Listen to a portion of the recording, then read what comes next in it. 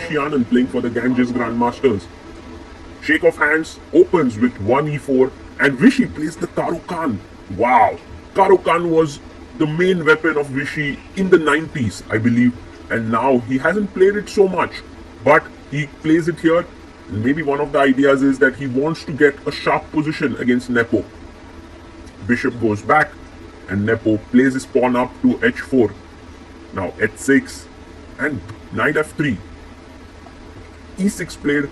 The main move here is either knight e5 or push your pawn to h5, but Nepo goes bishop d3. Very interesting move because he didn't gain a tempo by pushing the bishop away. Vishy brings his knight out. And now Nepo develops his bishop over here. Bishop d6 played, offering a trade of bishops. Vishy seems well prepared. Bishop takes d6 and now you can take it with the queen. If you look at the position, black is very solid. Long castles happens on the board. Well, even black can long castle in such positions by playing knight d7 and long castle here. Firstly, he develops the knight. Queen comes to e2. And it remains to be seen what will be Vishy's choice. He goes short castles. Will this be a sharp game? Because now, sometimes white can start pushing his kingside pawns. First, Nepo puts his king on a safe square on b1. Vishy brings his rook to the center. Great move there. And now rook to d3. Very interesting decision. Maybe some point you want to go knight e5 and swing the rook over to the other side. The queen goes back. The rooks are doubled. Very interesting play. And Vishy goes c5. This central pawn push is a very typical idea, but it will lead to mass exchanges. After knight takes, now the first rook is traded. And will Nepo exchange the second pair of rooks as well? Yes, he does. Now, who's better in this endgame? My feeling is that white is slightly better, perhaps because he has the queen side majority, 3 pawns here as compared to 2 pawns. Vishy comes up ahead with the queen saying that my pieces are very active, so the majority does not make too much of a difference. He brings his knight in the center and Nepo brings his knight up, attacks the queen.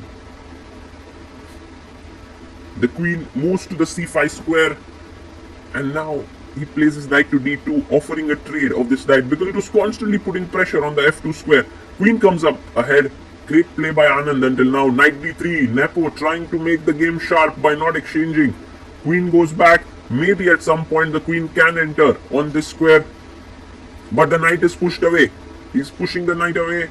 And the knight enters on g3. Queen comes up. Some check ideas. Picking up this pawn could be possible. But Vishy goes and attacks the knight on e3. Where does this knight go? It can't go to g4. It might be taken there.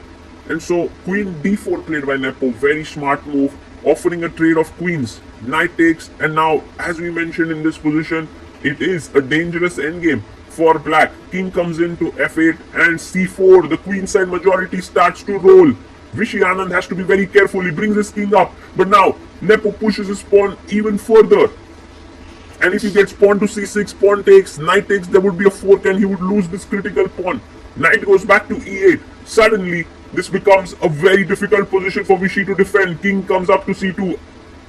But Vishy is very tricky with his knights. If there's one piece that Vishy loves to play with, it's the knight. And right now the knight goes back. He moves it to f4, keeping an eye on this pawn on g2.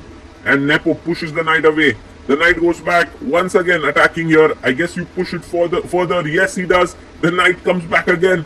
So it's been back and forth there. The knight now moves to c3. It can go to a5, putting pressure here. The king goes back to d8. The knight jumps to b5. Now, one of the ideas is knight d6. The other one is that you can pick up the a7 pawn as well. The knight goes to g2, attacking the pawn on h4. He takes on a7. This looks very scary. Vishy takes the h4 pawn, attacking the f3 pawn here. And now b5 would be a good idea to get a good position. No, he goes c6. That's not a great move because takes. Yes, you get 2 passers on the queen side. But now the black king is in the fray. One of the big advantages that you have when you play a double knight endgame is the fact that even if the opponent has 2 knights and no pawns, it's a draw.